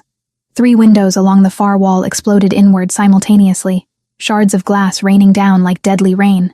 Through the broken windows came not shifters, but men, human mercenaries, armed with crossbows and blades that gleamed silver in the firelight. They moved with professional efficiency, spreading out to cut off escape routes. Down! Magnus shouted, pushing Freya behind a heavy oak table as crossbow bolts whistled through the air. One embedded itself in the leather chair, where Freya had been sitting moments before. The library door burst open, and more attackers poured through. These ones wore dark clothing and moved with the fluid grace of shifters, though Freya did not recognize them as members of any pack loyal to Magnus. Hired rogues, then. Packless shifters who would do anything for coin. Magnus shifted. His bones cracked and reformed, his body expanding into his wolf form. But something was wrong. The transformation was slow, painful. The new moon weakened all shifters, but Magnus should have been strong enough to overcome it. He managed to complete the shift, his massive white wolf form bristling with fury, but Freya could see the strain in his movements. The mercenaries had planned well. They attacked on the new moon specifically because they knew even the Alpha King would be vulnerable. Freya grabbed the knife from her thigh and pressed herself against the table, her mind racing. She could not shift. Her wolf, still learning its true strength, would be too weak under the new moon to be effective. But she had spent weeks training in human form, learning to use weapons, to recognize attack patterns. A mercenary rounded the table, his silver blade raised. Freya did not freeze. She drove her knife upward, catching him under the arm where armor did not protect. He screamed and fell back. She retrieved his dropped sword, the weight unfamiliar but manageable. Around her, chaos reigned. Magnus fought 3 rogues at once, his teeth flashing as he kept them away from Freya. But more attackers kept coming through the windows, rappelling down from the roof. They had positioned archers on the nearby towers, keeping Magnus's guards pinned down in the corridors. This was no opportunistic attack. This was coordinated, planned, executed with precision. A figure stepped through the shattered doorway, and Freya's breath caught. Griffin Blackridge stood there, dressed for battle, a silver sword in his hand. His blue eyes found Freya across the chaos, and he smiled. "Did you really think you could take what was never meant for you?" He called over the sounds of fighting. "Did you think the kingdom would accept a nobody as queen?" Freya shifted her grip on the stolen sword. "I think the kingdom will accept who its king chooses. Your opinion matters less than you believe." Griffin's smile widened. "Brave words from someone about to die. The king cannot protect you forever. Especially not tonight, when the moon abandons him." He moved forward, surprisingly fast for someone not in wolf form. Freya barely got her blade up in time to block his first strike. The impact jarred her arms, nearly making her drop the weapon. Griffin was stronger, more skilled, and he knew it. "I could have been kind to you," Griffin said, pressing his advantage, forcing Freya to retreat step by step. "I could have made our time together pleasant. Instead, you played hard to get, thinking yourself above me. Look where your pride has brought you." Freya ducked under a vicious swing and drove her shoulder into Griffin's midsection, using techniques Magnus's guards had taught her. It bought her a moment's space, but Griffin recovered quickly. From the corner of her eye, she saw Magnus struggling. The rogues had silver chains now, attempting to bind him. If they succeeded, if they brought down the Alpha King in his own castle, the conspiracy would succeed. The message would be clear. Magnus could not protect himself, let alone his chosen queen. Desperation clawed at Freya's chest. She needed to help Magnus, but Griffin stood between them, his sword a silver barrier she could not cross. Then something inside her broke, not her spirit, but a wall she had built over years of abuse and conditioning, the wall that said she was weak, that her wolf was small and useless, that she could never be more than what others told her she was. Her grandmother's voice echoed in memory. "Special blood, child. When the time comes, let it rise." Freya stopped retreating. She dropped the sword, which clattered against stone. Griffin laughed, thinking her defeated. He raised his blade for a killing strike. Freya shifted. Even under the new moon, even with every condition working against her, she called to her wolf with a force of will that transcended physical limitations. The transformation tore through her, violent and sudden. Bones snapped and reformed. Muscles stretched and expanded. Fur erupted across her skin in a wave of silver and red. But this was not the small, tentative wolf she had shown at the trials. This was not the creature that had cowered in shadows her entire life. This was an alpha. The wolf that emerged stood nearly as tall as Griffin at the shoulder. Her coat blazed silver-white with threads of deep crimson running down her spine, and legs like veins of fire. Her eyes burned green gold, impossibly bright. Every line of her body spoke of power that had been suppressed, but never destroyed. Griffin stumbled backward, his face going pale. "Impossible," he whispered. Freya lunged. Her jaws closed around the arm holding the silver sword, and she felt bone crack beneath her teeth. Griffin screamed. The sword fell. She released him and he collapsed, clutching his mangled arm, all pretense of confidence shattered. The change in the room was immediate. The rogues attacking Magnus froze, their instincts screaming at them to submit to the alpha presence suddenly filling the library. Even the human mercenaries hesitated, sensing something had shifted beyond their understanding. Magnus, freed from immediate threat, shifted back to human form. Blood ran from multiple wounds where Silver had cut him. But he was alive. He stared at Freya's wolf form with something like awe. "I suspected," he said, his voice rough, but to see it confirmed, Orin burst through the door with a dozen royal guards. The fighting was brief now. The mercenaries, seeing their plan crumble and their employer broken, attempted to flee. Most were captured.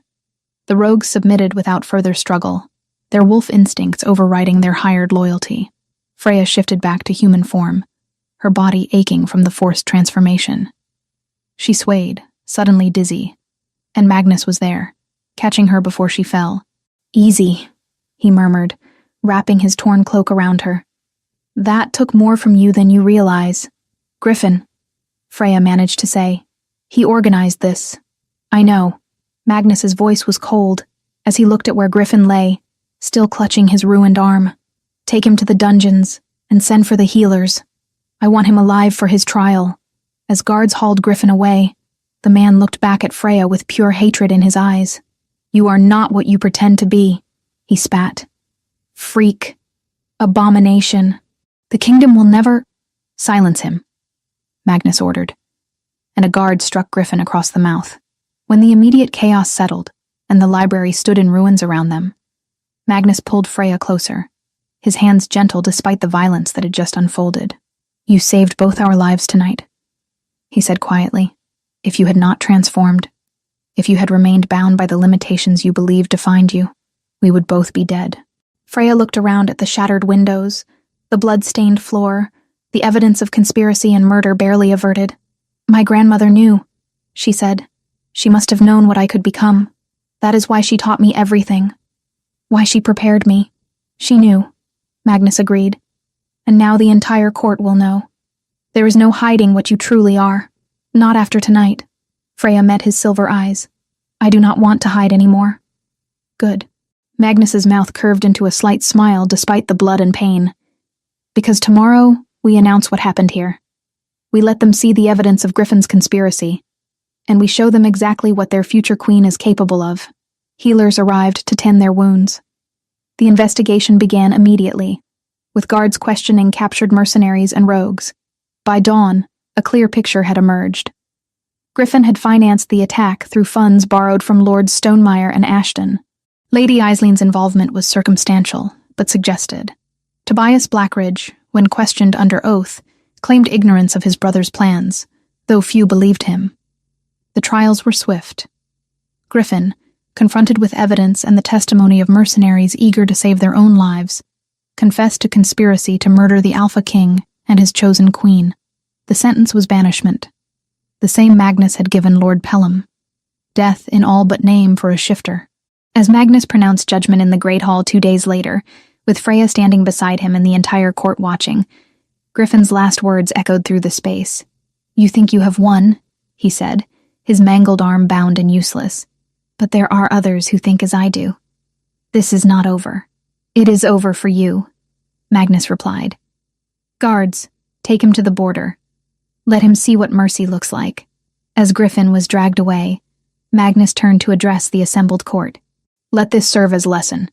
Conspiracy against the crown will not be tolerated. Threats to my queen will be met with the full force of royal justice. Any who believe they can act as Griffin did are welcome to try. I promise you will fail." The hall remained silent, but Freya sensed a shift. Fear, yes, but also a grudging respect. She had proven herself not through political maneuvering or bloodline alone, but through action. She had fought. She had survived. She had revealed power that could not be denied. That night, as Freya stood once more in the library, now repaired with new windows and fresh furnishings, Magnus joined her. "The formal union ceremony will be in 3 weeks," he said. "Enough time for your wounds to heal and for the court to process what happened. Are you ready?" Freya looked at him. This ancient king who had seen centuries pass, who carried the weight of a kingdom on his shoulders, who had chosen her when every rational argument said he should not. "I am ready," she said, and for the first time since this began, she truly believed it. Chapter 7. Bound by Fire and Moon. The days leading to the formal union ceremony passed in careful preparation. The court, still reeling from Griffin's conspiracy and Freya's revealed power, watched with guarded attention as Magnus prepared to bind himself to a woman most had dismissed as unworthy mere weeks before. The date was set for the next full moon, when shifter bonds would be at their strongest. Tradition demanded the ceremony take place under moonlight, witnessed by representatives of every major pack in the kingdom. Refusal to attend would be seen as direct challenge to the crown, so even the most hostile alphas confirmed their presence. Freya spent her mornings training with the royal guard, determined to never again be caught unprepared. Her afternoons were consumed by lessons in royal protocol, learning the intricate dance of politics and power that came with the crown.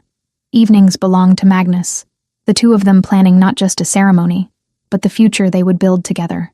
"There will be those who never accept you," Magnus said one night as they sat in his private chambers, maps of the kingdom spread before them. "No matter what you do or prove." "I know." Freya traced the borders of hostile territories with one finger. "But there are others who see change as necessary.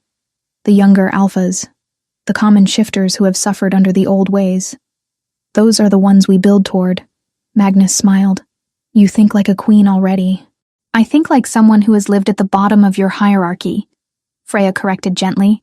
"I know what it is to be dismissed and underestimated. That knowledge is valuable." 3 days before the ceremony, a formal assembly was called. Every alpha of note crowded into the Great Hall for what tradition termed the trial of witness. It was an ancient practice, rarely used, where those who opposed a royal union could present their objections before the assembled court. The Alpha King would then answer each challenge, and the witnesses would determine if the objections held merit. Magnus had warned Freya this would happen. "They cannot challenge me directly without risking open war, but they can use tradition to voice their displeasure and force me to justify my choice publicly. Then we justify it," Freya had replied. Now, standing beside Magnus on the dais as the hall filled with hostile faces, she felt the weight of every stare. Alpha Tobias Blackridge stood at the front, his expression carefully neutral, though she knew he blamed her for his brother's banishment. Lord Stonemeyer, who had helped finance Griffin's failed attack, watched with cold calculation. Others she did not recognize, but whose postures spoke of authority and old power. The Master of Ceremonies, an ancient beta who had served the crown for longer than most could remember, struck his staff against the stone floor 3 times. The hall fell silent. "By ancient law and honored tradition," he intoned, "the trial of witness begins. Let those who would speak against this union come forward and be heard." For a long moment, no one moved. Then Tobias stepped forward. "I speak not against the lady herself," he began, his voice carrying through the hall, "but against the precedent this union sets. For generations, the crown has chosen mates from established bloodlines. This ensures stability, strengthens alliances, and maintains the traditions that bind our people together. To break this pattern risks chaos." Magnus rose from his throne. "And yet, it is those very traditions that have allowed abuse to flourish unchecked. How many Omegas suffer because Alphas believe tradition grants them absolute power? How many talented shifters are wasted because their birth rank determines their worth? Precedent can be prison as easily as protection." Murmurs rippled through the crowd, some nods of agreement, more expressions of displeasure. Another Alpha stepped forward, this one from the Northern Territories. "The lady's bloodline was hidden for generations. How can we trust someone whose family lived in deception?" Before Magnus could respond, Freya spoke. "My grandmother hid because remaining visible meant death for her and her children. The Silvercrest line chose the losing side in a civil war fought before I was born. She protected her family the only way she could. That is not deception, Alpha Northwood. That is survival." The Northern Alpha looked surprised to be addressed directly by her. He inclined his head slightly, acknowledging the point. More challenges came. Questions about her lack of training in statecraft, which Magnus answered by listing everything she had learned in the past months, and her quick grasp of complex political situations. Questions about her ability to produce strong heirs, which Magnus shut down with cold fury, reminding them that such matters were not subject to public speculation. Then Lord Stonemeyer spoke, his voice dripping false concern. "We have seen the lady transform. Her wolf is impressive, I grant. But can we be certain this power is natural? There are whispers of dark magics, of enhancements bought through forbidden means." The accusation hung in the air like poison. Freya felt rage surge through her, but she kept her voice level. "You speak of dark magic, Lord Stonemeyer. Yet you financed mercenaries armed with silver to murder your king. Who truly embraces darkness here?" Stonemeyer's face flushed. "Those accusations were never proven." "They were proven sufficiently," Magnus said, his tone dangerous. "You escaped banishment only because the mercenaries died before revealing all their co-conspirators. Do not mistake my mercy for weakness. If you have genuine concerns about the Union, voice them. If you seek only to cast aspersions and sow doubt, I suggest you remember what happened to those who acted on such impulses." The threat was clear. Stonemeyer retreated without further comment. The trial of witness continued for hours. Some objections were genuine, rooted in real concerns about change and stability. Magnus and Freya answered these with patience and reason. Others were clearly designed to humiliate or undermine, and those they dealt with more harshly. Finally, the Master of Ceremonies struck his staff again. "Are there any further challenges to be heard?" Silence. Then, by ancient law and honored tradition, this trial concludes. The witnesses have heard both challenge and answer. Let each consider what they have learned. And when the union is sealed under tomorrow's moon, let none claim they were not given voice. The assembly dispersed slowly, conversations erupting as soon as people moved beyond the hall's immediate vicinity. Freya remained on the dais, her legs trembling with exhaustion, though she refused to show it. "You did well," Magnus said quietly once they were alone. "Better than I expected. I simply told the truth." Freya sank into the chair beside the throne. "Though I wanted to scream at several of them. That was obvious." Magnus's lips twitched into a slight smile. "Your restraint was admirable." The next day brought different preparations. The ceremony itself required ancient rituals that few fully understood anymore. A priestess of the old ways, one of the few who still practiced the traditions that predated written law, arrived at the castle to guide them through what would happen. She was ancient, her hair silver as moonlight, her eyes clouded with age but sharp with intelligence. "The bond you will forge," she explained to Freya in a private chamber, "is more than marriage. It will link your souls, your wolves, your very essence. You will feel what he feels. His pain will be yours, his joy yours. There is no undoing it once sealed." "I understand," Freya said. The priestess studied her. Do you? Many enter these bonds thinking they do, only to be overwhelmed when they realize the depth of connection. You will know his mind, girl, and he will know yours. Every secret, every fear, every hidden shame will be visible to the other. Freya met the old woman's clouded gaze. I have few secrets from him already, and those I have, I am willing to share. Even the doubt? The priestess asked shrewdly. Even the voice that whispers you do not deserve this, that you will fail, that you are still that frightened girl being humiliated in front of a laughing crowd? Freya flinched, but did not look away. Even that. Good. The priestess nodded. Honesty is the only foundation worth building on. That evening, as the sun set and the full moon began its rise, Freya prepared in her chambers. The gown waiting for her was not the elaborate confection she had expected.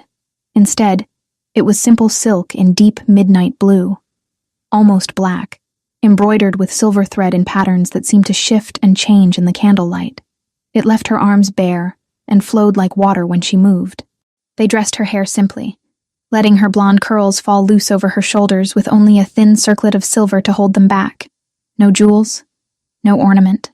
The focus was not on decoration, but on the ceremony itself. When they led her out to the courtyard where the ritual would take place, she found it transformed. A circle had been marked on the stone with salt and silver dust. Torches burned at each cardinal point, and surrounding the circle, hundreds of witnesses stood in absolute silence. Magnus waited in the center of the circle, dressed similarly in black and silver. When Freya entered the marked boundary, she felt the power in the space immediately. This was sacred ground, made so by intention and ritual. The priestess stood at the north point of the circle.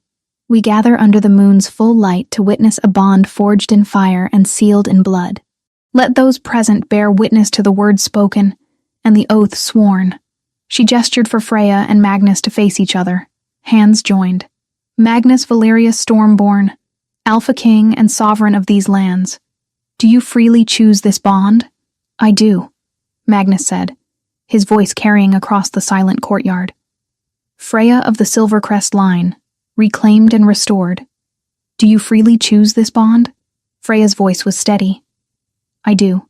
Then speak your truths to one another, that all may know the foundation upon which you build.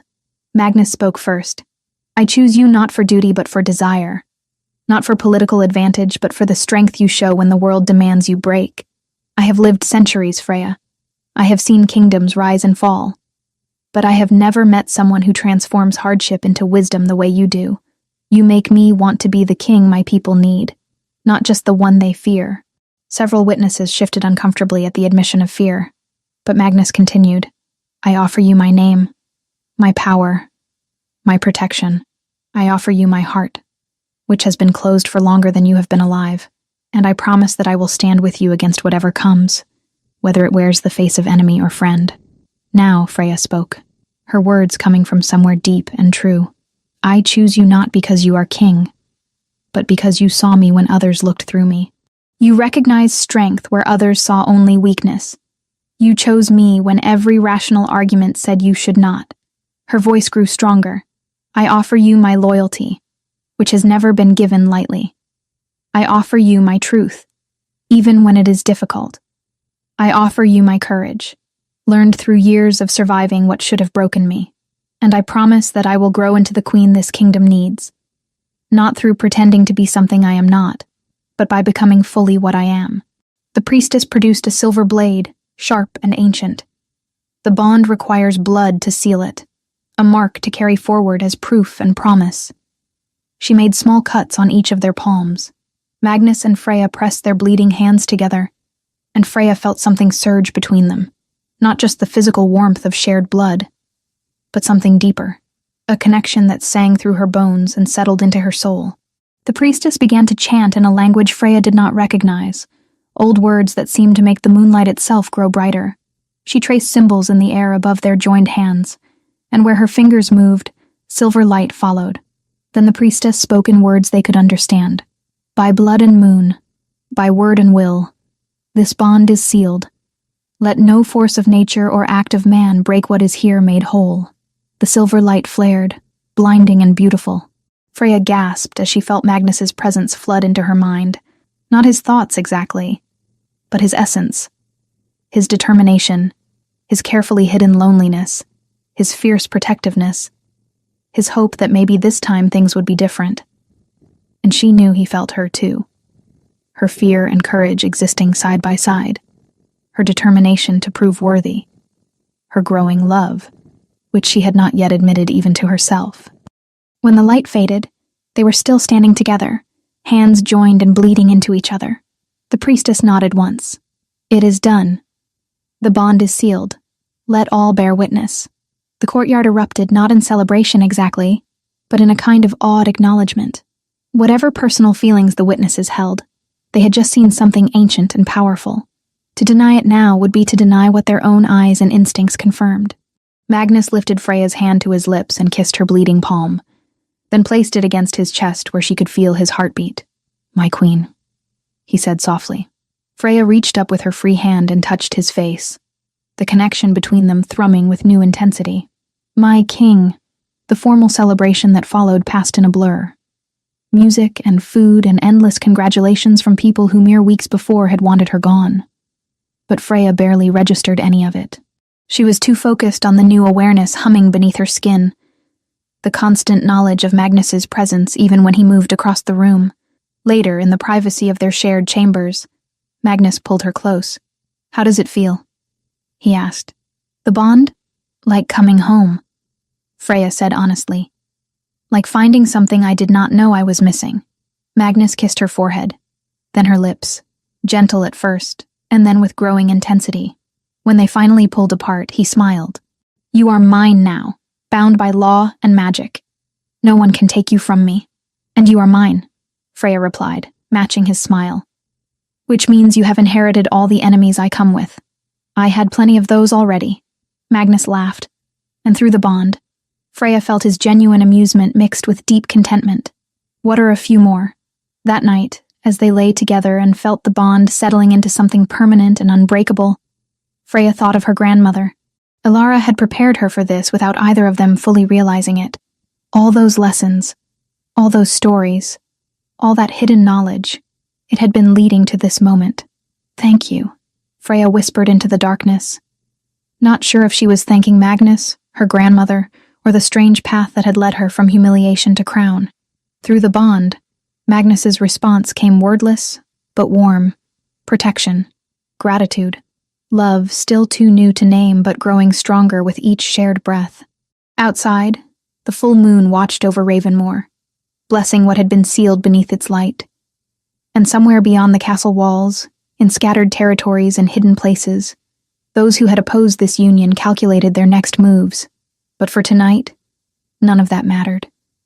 Tonight, Freya was queen, not just by declaration, but by sacred bond, and whatever came next, she would face it with Magnus at her side, and a power within herself she was only beginning to understand. Chapter 8. The Queen's Realm. 10 months had passed since the union ceremony under the full moon. Ravenmoor Castle, which had felt cold and hostile when Freya first arrived, now carried a different energy. Not everyone loved her, some never would. But respect had replaced most of the open contempt. The changes she and Magnus had implemented together were beginning to reshape the kingdom in ways both subtle and profound. Freya stood in the council chamber, one hand resting on her swollen belly, the other gesturing toward a map spread across the table. 7 months pregnant with twins, as the royal healers had recently confirmed, the conception coming months after the ceremony itself, she still insisted on attending every important meeting. Magnus had tried to convince her to rest more, but she refused to be hidden away like fragile decoration. "The northern territories are experiencing food shortages," she explained to the assembled advisors. "Not severe yet, but enough to cause concern. We can reallocate grain stores from the southern harvests, but we need to establish better supply routes for winter." Oren, who had grown to respect Freya's practical approach to governance, nodded. "I can coordinate with the Northern Alphas. Though some still resist taking aid they see as charity." "Then we do not call it charity," Freya replied. "We call it what it is. The crown ensuring the well-being of all its people. That is not weakness. That is the foundation of a stable kingdom." Magnus watched her from his seat at the head of the table, pride clear in his silver eyes. Through their bond, Freya felt his satisfaction mixed with amusement at how thoroughly she had claimed her role as queen. The meeting continued for another hour, covering everything from border disputes to the upcoming dedication of Ilara's sanctuary.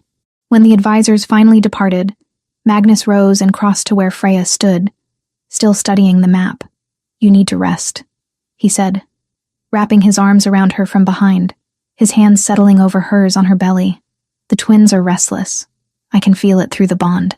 "They are always restless," Freya murmured, leaning back against him. "They take after their father, or their mother, who refuses to slow down despite carrying 2 future heirs." Magnus pressed a kiss to her temple. "You have proven yourself a dozen times over, Freya. You do not need to work yourself to exhaustion to maintain respect." "I know." She turned in his arms to face him. "But old habits die hard. Part of me still expects someone to burst through those doors and tell me this was all a mistake, that I do not belong here.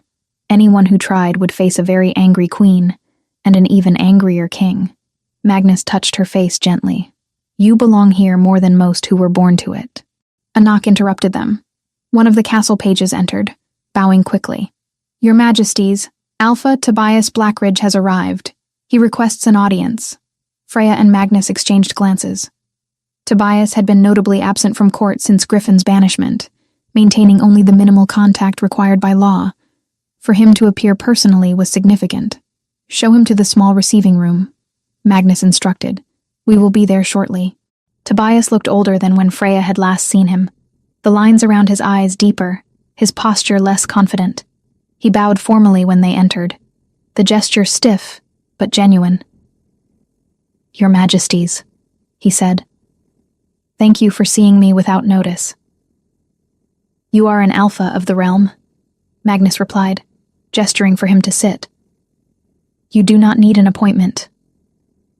Tobias remained standing, his gaze moving to Freya. "I came to deliver something that should have been given months ago. An apology." Freya felt her eyebrows rise. "An apology? For allowing what happened at the Harvest Festival?" Tobias's voice was rough with emotion that seemed genuine. "I stood by while my brother humiliated you publicly. I allowed it because it was politically convenient, because Aisleen's father offered valuable alliances. I chose power over decency, and for that, I am deeply ashamed." The words hung in the air. Freya studied Tobias's face, searching for deception through both her natural instincts and the enhanced awareness the bond with Magnus provided. She found none. Only genuine regret. "I also came to bring this." Tobias reached into his coat and withdrew a small carved box. "It belonged to your grandmother, Ilara. When she lived in Blackridge territory before you were born, she left certain items with my father for safekeeping. After she died, I should have returned them to you. But in my arrogance, I decided a low-ranking Omega did not deserve such consideration." He opened the box. Inside lay a silver pendant on a delicate chain, engraved with symbols Freya recognized from her grandmother's stories. The mark of the silver crest line. Freya reached for it with trembling fingers. She wore this. "I remember seeing it when I was very young, before she hid it away." "There are also letters," Tobias said, producing a bundle of yellowed parchment. "Correspondence between your grandmother and various scholars. Research into bloodlines and history. I think she was trying to document what had been lost of the Silvercrest legacy." Freya accepted the letters, her eyes stinging with tears she refused to shed in front of Tobias. "Why bring these now?" "Because you have proven everything I believed about rank and worth to be a lie," Tobias said simply. "Because watching you transform this kingdom has forced me to confront my own failures. And because I owe you more than an apology, though that is all I can offer." Magnus spoke for the first time since Tobias began. "The apology is noted and accepted. Your honesty, though late, does you credit." Tobias bowed again, this time to Freya specifically. "Your Majesty, I know I have no right to ask forgiveness, but I hope that in time, my actions might begin to atone for my past cowardice." After he left, Freya sat in silence, turning the silver pendant over in her hands. Magnus said nothing, simply remaining close, offering support through presence rather than words. "She knew," Freya finally whispered. "My grandmother. She was preparing me for this all along, and I never understood. She gave you the tools, Magnus replied, but you built what came after. That was your choice, your strength. The dedication ceremony for Ilara's sanctuary took place 3 weeks later. Located on land at the edge of Ravenmoor's territory, the building was modest but sturdy, a place where shifters who had suffered abuse or abandonment could find refuge. Omegas and Betas staffed it, trained in healing and mediation, protected by royal decree from interference by local alphas. Freya stood before the assembled crowd, her pregnancy now impossible to hide, and unveiled the stone marker that bore her grandmother's name, Ilara Silvercrest Caldwell, healer and keeper of hidden wisdom. This sanctuary honors a woman who understood that survival sometimes requires hiding truth, Freya said, her voice carrying across the courtyard. But it also represents my belief that we are done hiding. That every shifter, regardless of rank or bloodline, deserves protection and dignity. The crowd was mixed.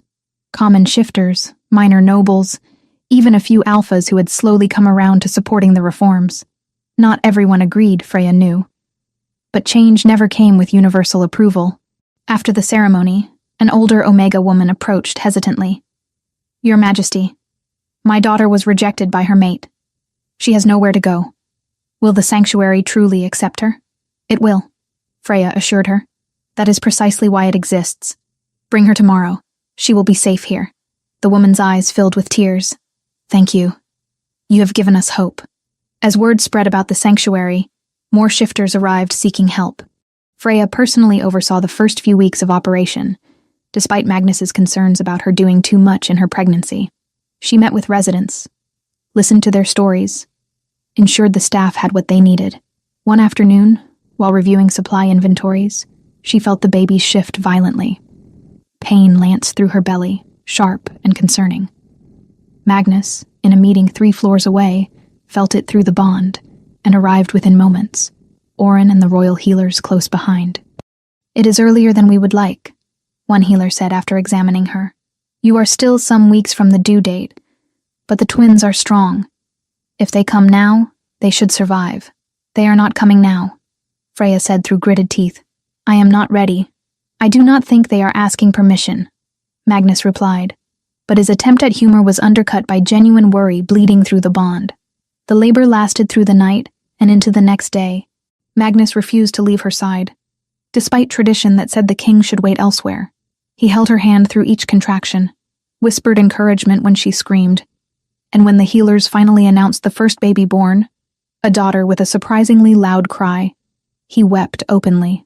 The second twin, another daughter, arrived moments later. Smaller than her sister, but equally furious at being forced into the world. 2 girls, the head healer announced, wrapping each baby carefully. Both healthy, both strong. Freya, exhausted and shaking, reached for her daughters. They were tiny, perfect, with downy hair already showing hints of blonde on one and darker tones on the other. When she held them against her chest, she felt something shift in her understanding of the world.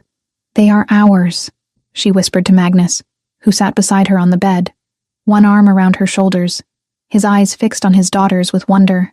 They are real. They are beautiful, Magnus replied, like their mother. Through the bond, Freya felt his joy mixed with fierce protectiveness and an underlying fear she recognized, that something might take this happiness away. Nothing will harm them, she said firmly. Or us. We have fought too hard to build this to let anyone destroy it. The announcement of the royal twins' birth was met with celebration throughout the kingdom. Even some of the most resistant nobles sent gifts and congratulations. The line of succession was secured. The bond between king and queen had produced heirs. Stability seemed assured. But not everyone celebrated. In the far southern territories, in a small village where exiled rogues sometimes gathered, Griffin Blackridge received word of the births. His arm, ruined during the failed library attack, hung useless at his side. His face, once handsome, had grown gaunt with hardship. 2 daughters, his companion said, another exile bitter at their circumstances. The kingdom rejoices while we rot. Griffin said nothing, but in his eyes burned a hatred that had not dimmed with time or distance. He had lost everything: rank, family, future. And in his mind, it was all because of one low-born Omega who had stolen what should never have been hers. The years would pass. The twins would grow. The kingdom would continue changing under Freya's influence. But somewhere in the shadows, Griffin waited. And in waiting, he planned. For now, though, in the royal chambers of Ravenmoor, Freya held her daughters and felt Magnus's presence through their bond, and allowed herself to believe that peace was possible. She had come so far from that night in Blackridge's great hall, soaked in wine and humiliation, fleeing into the forest with nothing but pain and anger. Now she sat in silk and candlelight, crowned and bonded, mother to future queens, proof that the cruelest beginnings could transform into the most unexpected endings. Her grandmother would have been proud. Freya chose to believe that somehow, wherever Alara's spirit rested, she knew what her granddaughter had become. "What will we name them?" Magnus asked, gently touching one tiny hand. Freya considered. "The older one, Alara, for my grandmother, and the younger," she smiled, "Lyanna. It means light in the old tongue." "Alara and Lyanna," Magnus repeated, testing the names. "Our daughters, our future." Outside the windows, dawn broke over Ravenmoor, painting the sky in shades of rose and gold. A new day, a new era. And despite the shadows that would always lurk at the edges, Freya chose to focus on the light. She had survived the worst. She had claimed her power. She had transformed a kingdom. And that, she decided, was story worth telling for generations to come. The end.